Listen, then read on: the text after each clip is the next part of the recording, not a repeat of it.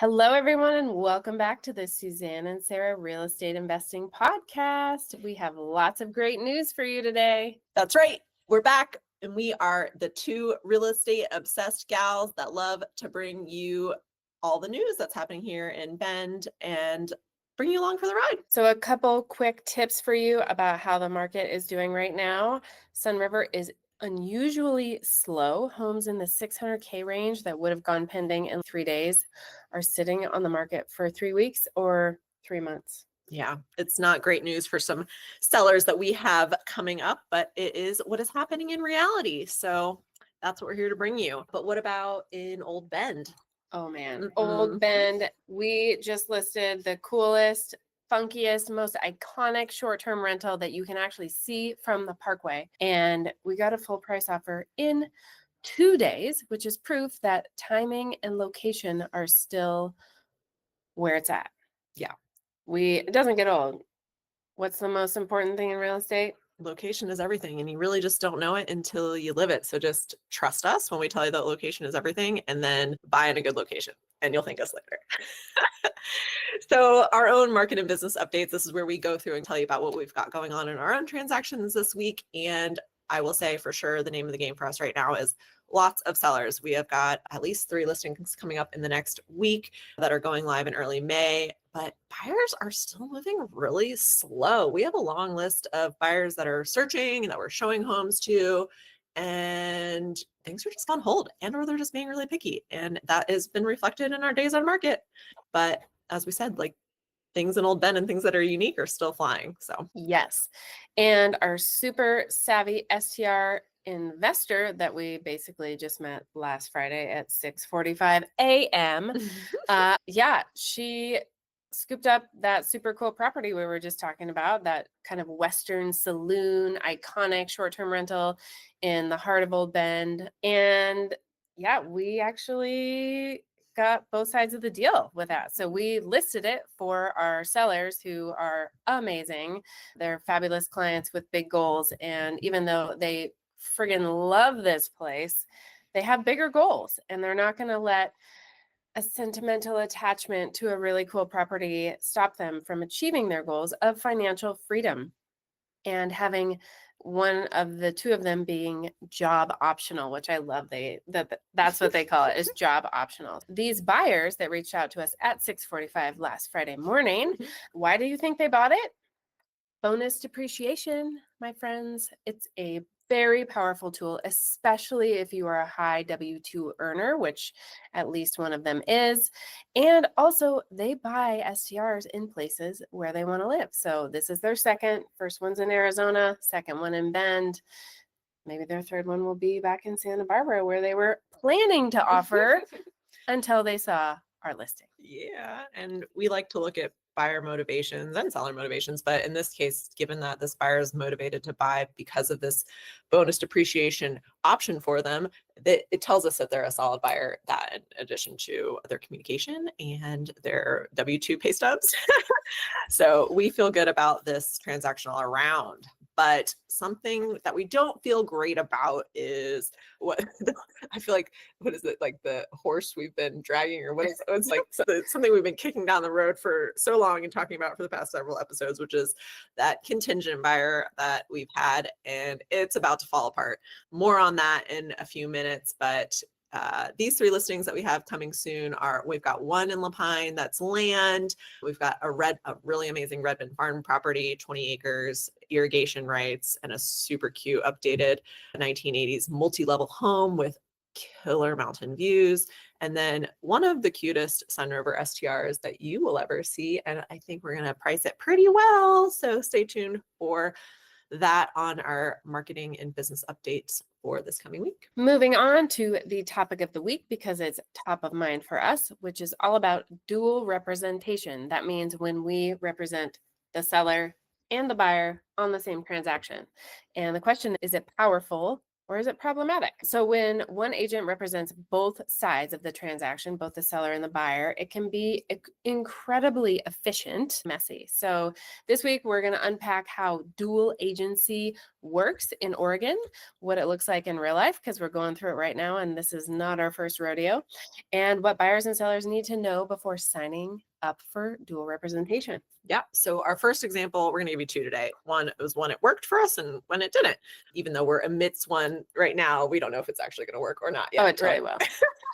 So we'll give you some examples of some closed transactions. And so the example that we have when our dual representation worked beautifully is when we represented both sides of what is, I think today, our largest transaction so far, 1.65. Yeah. Oh, Out there on East of Bend. Yeah, that was a fun one. Yeah. So we had this seller and we helped him get into this house. He had a lifestyle change. He was ready to move, but he wasn't able to buy his next place until he sold this one. And they're both, this house was listed at 1.65. We had lots of interest. We actually had a couple different offers, went under contract for him on his replacement property a couple times and went out of contract. And the third time was the time of this one. And what happened was, we had a buyer tour. It was actually our very first tour of this home. And they originally toured it with another agent who they found off of Zillow. They just clicked that Zillow button. But this buyer herself actually had her real estate license. It just wasn't active. I don't know. Like, I think she was in like referral mode or something like that. And this happened right before buyer's representation agreements were actually required. It was like in that transition period where some people were using them, some people weren't. And I just happened to know this agent that showed this house. And I told her, listen, like, you need to get a buyer rep agreement signed with this person in order to keep moving forward. And the buyer at the time, who also was licensed, just wasn't comfortable with it. So ultimately that agent just ended up passing off that buyer's contact information to us and able to have that conversation, I guess, more effectively than she was. And we ended up just talking to her about how we could make this beneficial for all sides. And ultimately, because this seller was a friend and we had helped him get into this house, we were helping him get into another $1 million plus home, we decided to help this seller out by essentially taking the same amount of money for our commission, representing both the seller and the buyer versus just the seller. So in this case, why it was great is because there's no drama, right? Yes. We know how to communicate with each other. We have open communication. Nothing is going to get lost in translation. And we are still able to split responsibilities and keep things separate but equal. And I took the lead with the seller because he was a close personal friend of mine. And Suzanne took the lead with the buyer in this case. And that just helps keep things everything clean and professional. And listen, like, this seller was one of those sellers that bought during COVID times. He was really skeptical of the market. He wasn't sure he was going to even break even, or he was pretty convinced he was going to lose money. But I all along stayed positive and said, no, we're gonna make you money. This was a way that in this case we were able to contribute to him actually being able to ultimately make a couple $1,000s than he would have if the representation would have come from the other side. So in this case, controlling both sides really meant nothing got lost. Everyone won. And this is typically what happens because Suzanne and I already know that we love working with each other and we have strong morals and ethics. And we, just have the systems and the means and ways to represent both sides. And it's something we actually really enjoy doing. Yeah. And having a team like us can be really beneficial in a situation with dual representation, because typically one of us takes the buyer, one takes the seller, and we can have conversations with each other while still representing the best interest of the party we are representing. We did have a situation last summer where one of these dual representation deals nearly fell apart. So it was a seller carry deal. So that added another layer of complexity to this transaction. So it was land with a park model. So the incentive for the buyer was like, oh, I can buy otherwise unfinanceable property using seller financing, preserve my cash, and pay this off later when my cash flow has increased. So I met these buyers out in La Pine. I showed them the property and they were like, heck yeah, we'll use you. You live in this neighborhood. You know this property. You walk by it every single day for 4 years. Of course, we're going to use you. So we signed the contract and everything was going amazing until the week of closing, when the seller, who was offering seller financing, realized that they forgot to include a prepayment penalty in their seller carry contract details. And that is like up to the seller. Their terms are up to them. We do not negotiate for, we help them negotiate, but we don't write those terms in. They have to state their terms. And the buyer planned to pay off the note early. They just wanted a couple years to build up cash from their business and be able to pay monthly payments, but they ultimately did plan to pay this off before the 5-year term. So that would have cut into the seller's long-term interest income, which they started to count on, because when you look at seller finance deals, like, people can make mad money on these deals. When you're the bank and you're collecting the interest, it's, oh yeah, it basically can like double or triple your net proceeds from a sale, depending on how long the term is. So that is what is super fascinating. So the seller got really attached to that bigger number, which you can understand. Right. So yeah, the seller panicked and started questioning whether we were favoring the buyer in this case, which was absolutely not the case. It's really up to the seller to determine what their terms are, and they forgot to put this in their seller finance deals. So even though we were absolutely neutral, the perception of bias nearly derailed the whole thing. And that was a super bummer. And I took it pretty hard, actually. But we stepped in, we over communicated, which is the amazing skill of beautiful Sarah here. And we negotiated a gradual prepayment penalty that actually satisfied both parties. Everyone got what they wanted, everyone agreed, and we closed this deal and everyone was happy. So the big lesson was, even a small contract miss or a detail can trigger mistrust, especially in dual representation deals. Yeah. And believe me, we look back at communication and the contracts themselves, and it's just, if you've ever seen a seller carry transaction form, it's like, it's very explicit. Like, it's just bullet points. And it, like, they literally sign next to the line that said no prepayment penalties. And that's the default in Oregon. Like, prepayment penalties are incredibly rare. Yeah, like, we've never actually even included one of those in one of our seller carry financing deals. So it's not. And it's not even a checkbox on Yeah. the form. It's assumed that there will not be a prepayment penalty. Something good to know if you are going to be the bank, if you are counting on that very large number, you have to write in the contract that you expect a prepayment penalty. Yeah. So as we know from these two scenarios, what works is radical transparency. You just have to make sure that you lay out all the facts very clearly for everybody, like black and white on paper from day one. We really like written communication for this reason, because you can't argue with it. Also, we know that we have to frame conversations around equal representation. We need to make sure that we are unbiased in the way we communicate, and that's really clear in terms of equality, in terms of the way we speak to the seller and the buyer, and just making sure that we're not telling anybody that we're favoring any one party. Obviously, like we already said, clear documentation, paper trails really are the key to maintaining neutrality in these situations. And then delegating roles. Like, we have to decide when these situations occur, who are we each going to best represent? Who does it make sense for us to take what side and why? And even in some cases, like the one we have going on right now, because we have such a close relationship with the seller, like, it's okay to keep communication open amongst all sides in some situations, again, just because of the level of trust that exists there, and yeah, the neutrality that we are oathed to take through our ethics. So negotiation strategies that don't work: avoiding it till it goes away. Definitely not a strategy, even though my husband seems to think that it is. That's one of his favorite things to say. Playing mediator instead of being a confident facilitator. We are here to represent the interests of the party that we are taking primarily, and assuming that everyone's chill and not needing structure. Definitely not good to assume that, because not everyone is chill, and a lot of people do need structure, especially in these more complex transactions. Yeah. And I think that's good advice for us to take heart, even with our current transaction, because our seller is so chill. We know that he'll always trust us, but it's important for us to maintain the same level of professionalism and service, regardless of how many transactions we've already done with this person and how well he knows we do our job. It's important for us to treat them like we would treat any other seller. Exactly. Okay, so what buyers and sellers need to know. Oregon is a dual agency state. That means it's legal for us to represent both the seller and the buyer in the same transaction, but it everyone has to consent in writing. So when you agree to dual representation, your agent becomes a facilitator, not a negotiator. And it's our job to remain neutral and not advocate for one side over the other.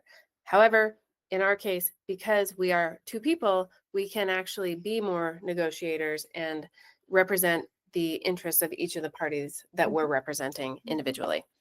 It works best when both parties are experienced and it's not their first rodeo, when they're logical and not emotional as much as possible, or if they're already aligned and when everyone is clear on expectations.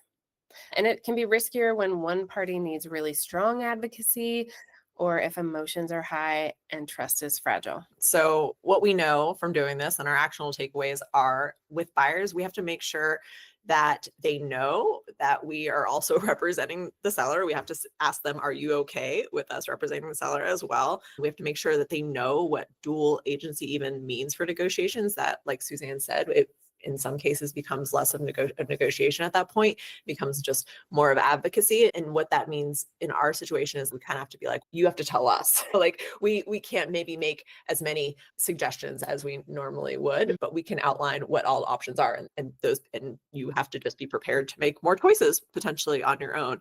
And then understand that it is our job. Like we're also hired by the other party as well. So it's our job to advocate for all parties and remain neutral. Do sellers and then Sure.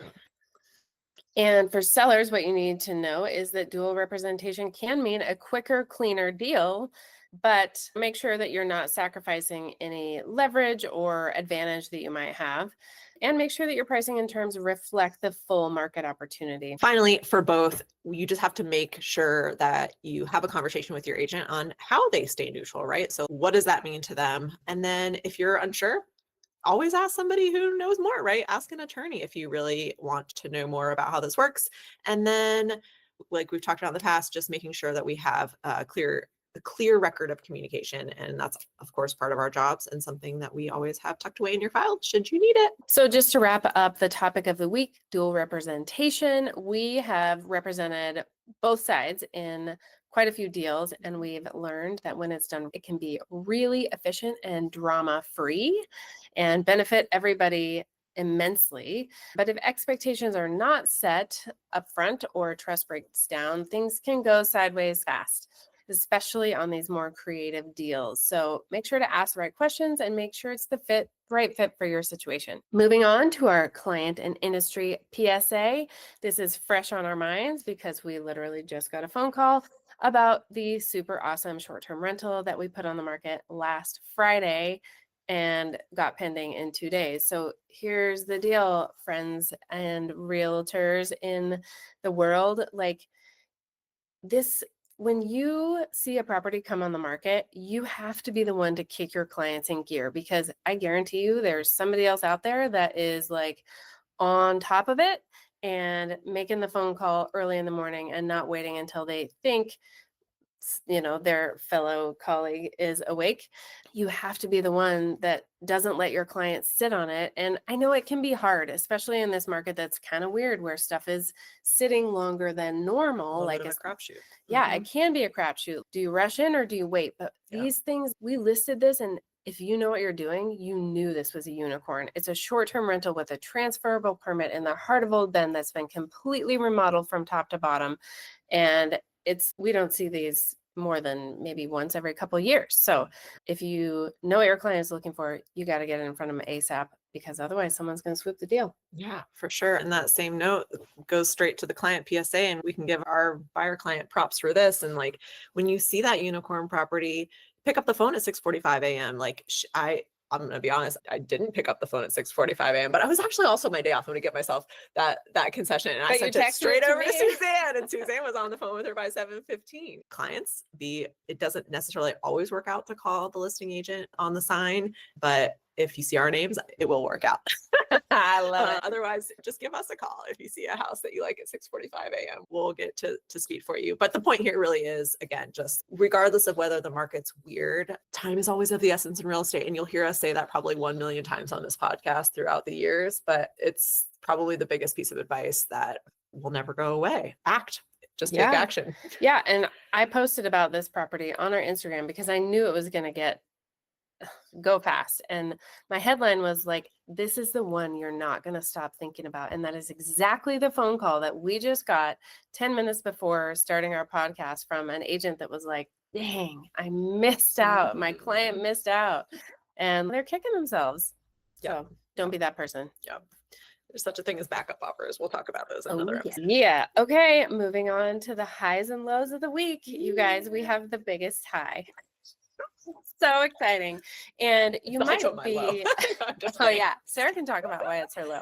But you might be wondering why there wasn't a podcast last week. Two reasons. Number one, Sarah deserved a week off. This girl has been hustling, covering for my physical absence when I'm in Baja and gallivanting around the world, working remotely. It takes a toll on my dear partner who has agreed to join me in this crazy journey of life and work together.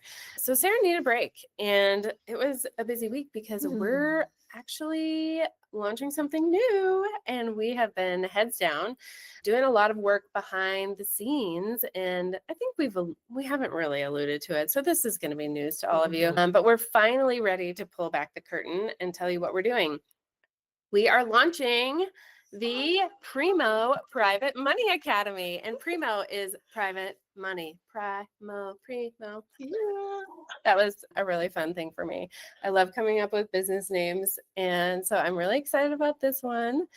Some of you may know I've been in a mastermind, a real estate investing mastermind for the last 2 years, and I became the go-to lender within that community and started to see a big opportunity in the market, both to educate fellow lenders and educate borrowers on how to pitch your deal and how to be a good borrower. There are so many people that I know in my sphere, we know in our investor community, who want to be in the real estate game but not consumed by the headaches of tenants, termites, and toilets, but they don't know how to lend. Like, they may not even know they can lend. And if they do know they can lend, they don't know how to do it wisely, or where to start, or where to find the borrowers that you can actually trust, because it is very much a trust relationship. Primo is our answer to that need. And it is a 90-day high-touch coaching experience that really teaches everyday professionals. So you can do this if you're still working your corporate job. You can do this if you're buying real estate full time. You can do this no matter what. Like, you just got to have a little bit of money in the bank that you don't have to use immediately. So we teach you all how to lend safely and strategically, secured by first position mortgages, how to vet deals and structure your terms and work with trustworthy borrowers, because that is the most important part of this whole thing, and how to build a pipeline that can generate a six-figure, truly passive income opportunity. And that's the thing, is like, so many people we know are looking for that true passive income, and they're coming to real estate and becoming landlords, and that's not always the most passive way to build income. It can be after a while. So anyways, we have already invited our first founding members to join us at a one-time price that they're never going to see again, and you won't either. But we are opening up 2 to 3 more spots in the next 60 days. So we'll be talking more about that here on the podcast. And we've built out over the last couple of weeks the curriculum, the deal docs, and this really supportive lender and borrower community that you can learn from, earn, and scale without getting buried in all of the real estate busy work. And also, if you're really excited to hear this and you want to know more, we will be hosting a live event on June 19th.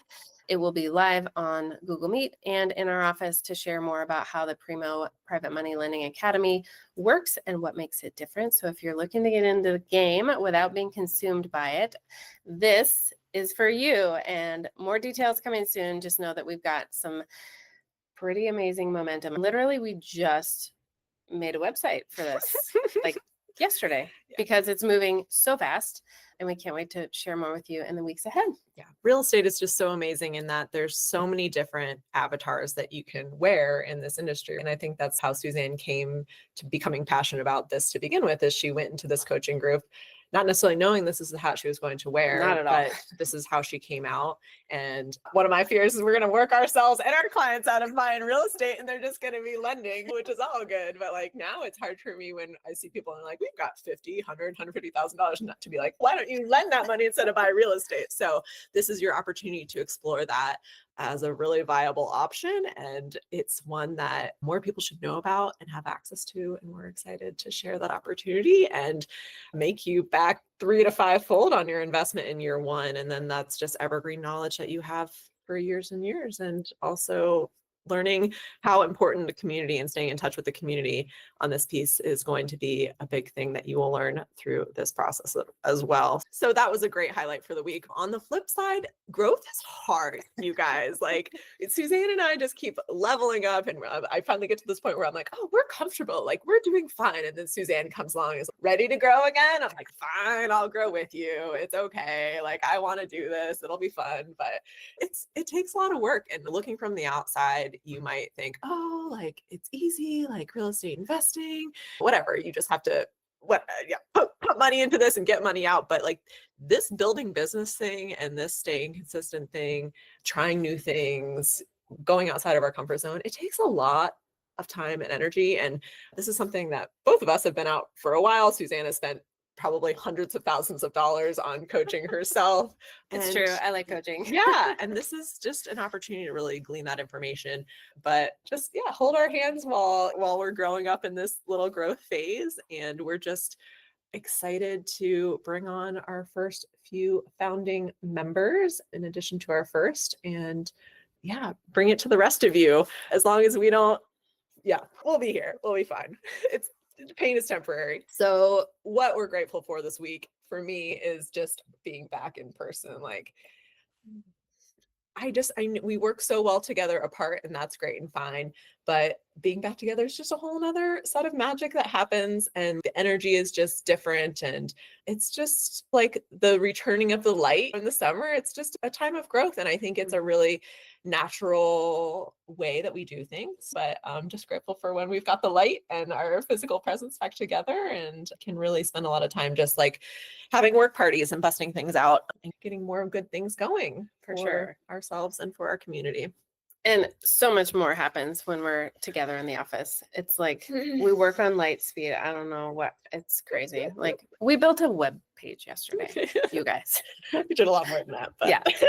But like it could take a long time or a lot of money to do that. It's just the bouncing back and forth and the accountability piece, and just like the doing it in the moment. Like a lot of people just write it down and put it away for later, but just having someone to be like, let's just do this now, get it done, is so helpful. Yes, the value of work sessions cannot be overstated. So the laugh of the week is our assistant Joseph is so flippin' funny. He keeps things really spicy.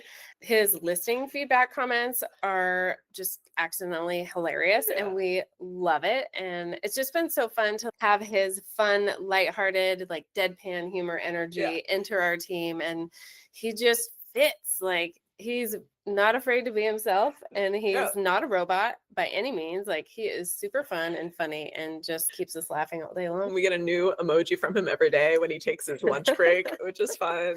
And like when we're missing stuff, he's like, hey, how about this? And like in the most dry voice, we're like, oh, all right, that's fine. Anyways. Like, oh yeah, thank you for reminding us. It's great. He's fabulous. So he's been making us laugh a lot this week, or we've been making ourselves laugh. I don't know. Anyways, so I guess if we have to talk about what's going to make me cry this week is really just that our contingent buyers duplex in Portland didn't go pending. It actually did go pending once, but then the buyers had some bad showing in the buyer's walk. I'm going to remain hopeful that he'll circle back around, and maybe even the duplex that he's under contract with will still be there. You never know. The duplex market feels pretty soft right now. Especially when they are fully occupied, because there's a lot of those house hackers out there who want that special loan from Fannie and Freddie with the low down payment, and or are just house hacking is just gaining more popularity. So we've got some feedback from them. We got to have another kind of hard conversation today about that, but I think everybody's done everything they can, and that just is how the cookie crumbles. Sometimes those contingent offers work out, and sometimes they do not. But the only time a thing is lost is a little bit of time.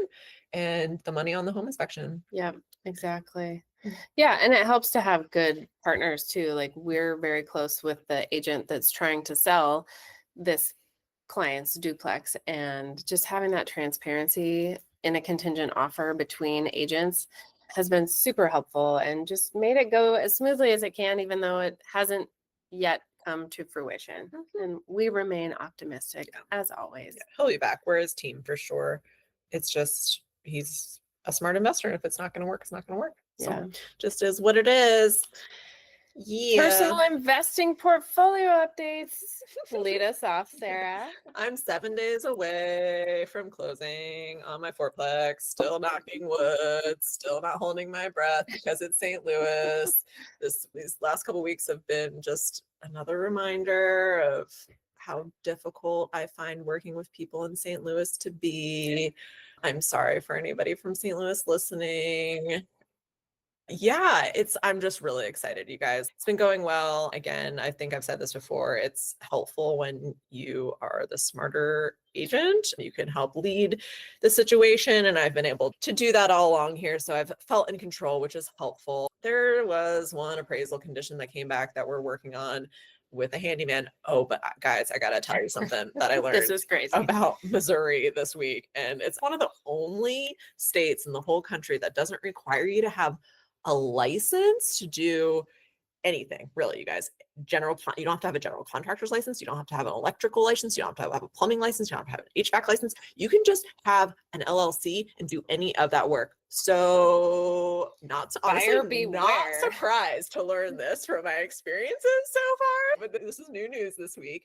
And the conflicting thing that I'm going through is the appraiser's condition set from a licensed contractor. And I'm like, I don't even know how to find a licensed contractor because you don't need to have a license to do it. Maybe their LLC is licensed enough. So like, I'm just hoping that when I send over the invoice and just their LLC information, that's not going to cause an issue, but here we are. So it's just every day is a new day. We'll keep on trucking. That's really all I got going on. I am, 7 days. So by this time next week, you guys, Sarah is going to give you the most exciting hopefully the update, unless we have to extend closing, but things seem like they're going all right. Yeah, I love it. So happy for you. Updates on my real estate.